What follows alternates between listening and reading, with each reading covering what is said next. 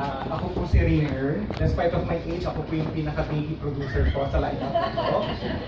At nandito po ako in behalf of Direct Joyce Bernal. So, sasagutin ko yung tanong niyo po kung paano sasagutin ni Bernal ang tanong. Kailangan po namin ng pera. Nakita niyo po yung lineup po namin. Ang dami-dami. And we are focusing on yung vision po ng director. At ang vision po ng Spring Films, na niniwala kami, babae hubad, na gano'n ang vision po ng Spring Films. At kahit ngayon, I don't know kung tama po ito, isa sa katulong po ng FDCP through our chair, natulungan ng producers like us, kasi medyo, may problema ang pelikula ngayon. Because most of our movies are not making well in the Philippines, so we need help. Ito yung isa sa pinakamagandang tulong ng FDCP sa amin para makahanap din kami ng tulong sa ibang bansa because kailangan din po namin mag-survive. This is for the Filipino people because we believe in the visions of our director. We believe in the Philippine cinema has to survive. So basically, this is what the greatest help of FDCP to us.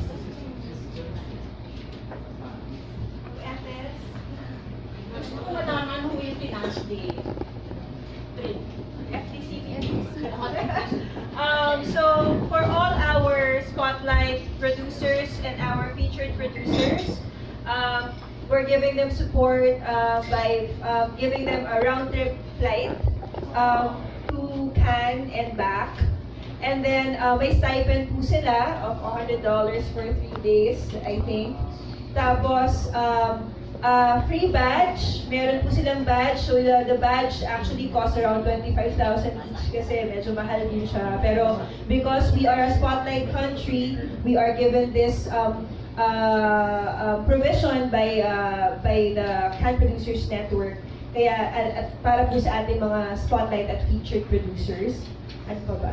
Yun, actually, in terms of accommodations, I think they're taking care of their own accommodations. Pero ito po yung aming support sa kanila because we really believe that it's important for them to really be exposed and learn the ropes of how to work with international stakeholders. Kasi doon nyo lang po talaga malalaman kung paano po talaga yung paraan at proseso para makakuha ng suporta, makahanap ka ng mga distributors na magpapalabas ng pelikula nyo sa iba't ibang parte ng mundo. You won't really know that until you're really out there. And on a personal level, that is how I learned how to run my agency, how to come up with programs, from developmental programs to distribution programs. And I want for all these filmmakers and for all these producers to get that same experience because I have learned so much from that and it really humbles me as a person kasi doon ko talaga natutunan kung ano-ano yung iba't ibang aspeto. You know, film is not just making movies, it's not just making films. It's really about relationships. And the only way that you can create these relationships is if you actually go out there and meet them. So I hope that whatever I learned, that they will also learn that.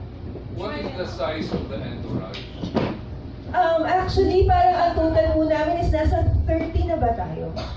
Kasi meron po tayong yung ating Filipino film companies, they're actually going there at their own expense.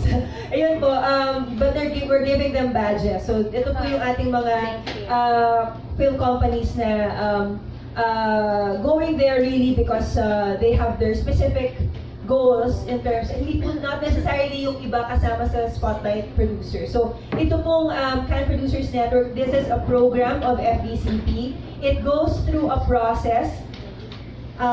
Let's welcome po muna Miss Angelica Yani,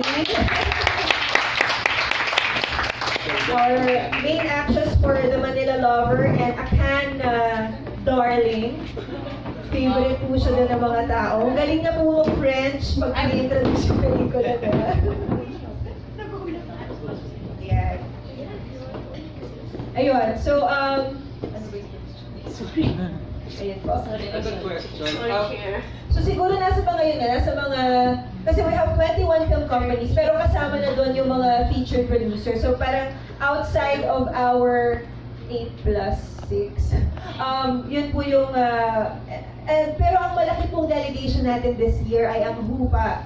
So nakakatuwa po kasi sa FDCP po, of course hindi naman po namin kayang i-fund or bigyan ng support yung buong delegation, but as with how we always, want to have a very, very significant representation in Cannes, actors like Piolo, Shaina, Miss Pinky are going to Cannes at their own expense to represent the film.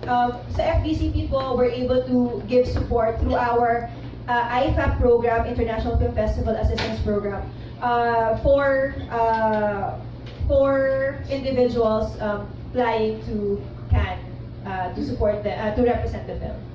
For most of our readers, ang highlights ng Cannes Film Festival is the main competition. Why do you think that for many years now, bakit hindi nakakapasok ang Philippines, although marami nagsasubmit daw for main competition, bakit hindi nakakapasa sa criteria nila? Is it because of festival politics? Or is it because of the standard or the output of the films that we are submitting? Ayun, si Hazel na lang.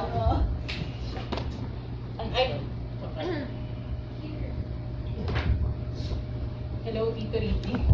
Hello. Yeah, we are all aware na lahat most Filipino filmmakers are submitting for this year alone. Marami. Suplado talaga ang Cannes, and I would say Cannes ang pinaka-supladong festival. And if you have observed, they always choose the same names. Ken Loach, Alexander Payne, it's always the same names. And we understand because they also they balance their programming to art films and also yung films na kikita, yung films na mapapalabas dun sa Palais de Festival. So, dun yung sa criteria na yun, kasi most art films like yung Norte, which was shown in Sartan Regard ng 2013, yung Sartan kasi yun, art house talaga yun eh. Pero yung main talaga, ang hirap talaga niyang i-penetrate.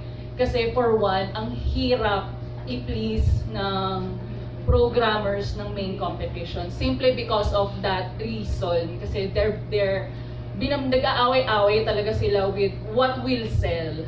Like, there was this 2 slots na late na in-announce, which is si Tarantino. Hindi nila in-announce agad. Talagang they waited for Tarantino to finish the film.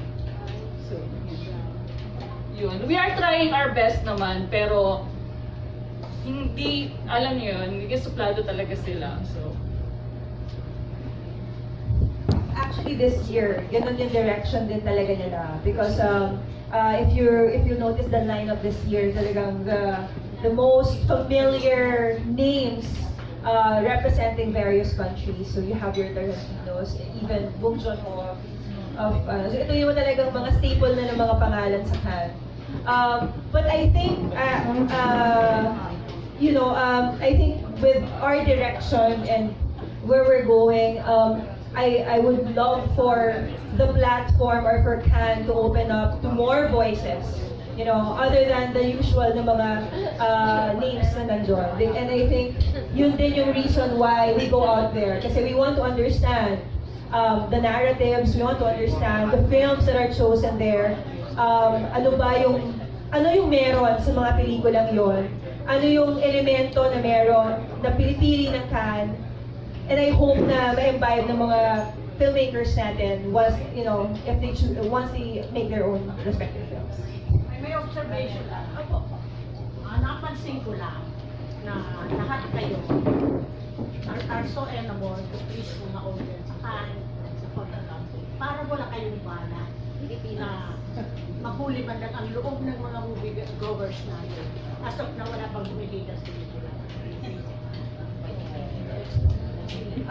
Ako po personally sa FDCP,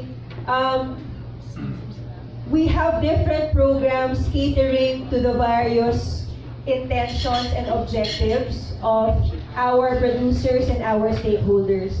Meron po tayong event at programa na para lang sa mga Pilipino at sa audiences natin sa Philippines. We have our Pista ng Pelikulang Pilipino.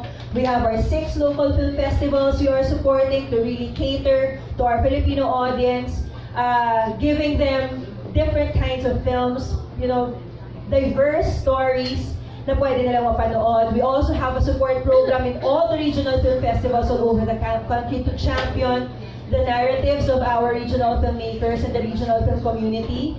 Ang dami po namin developmental programs from script development, project development, editing, post-production, kasi gusto po namin itaas at iangat talaga ang antas ng paggawa natin ng pelikula. Kasi magaling po tayong storytellers, but we have to understand that there is a technical side to it. And we're just trying to give that support to our filmmakers to fully understand this technical side, which is a primary requirement for, you know, para mas makagawa tayong magandang pelikula. Pero ito pong Cannes, specifically po talaga kasi, meron din po tayong route na gusto nating marating for international exposure ng ating mga pelikula. But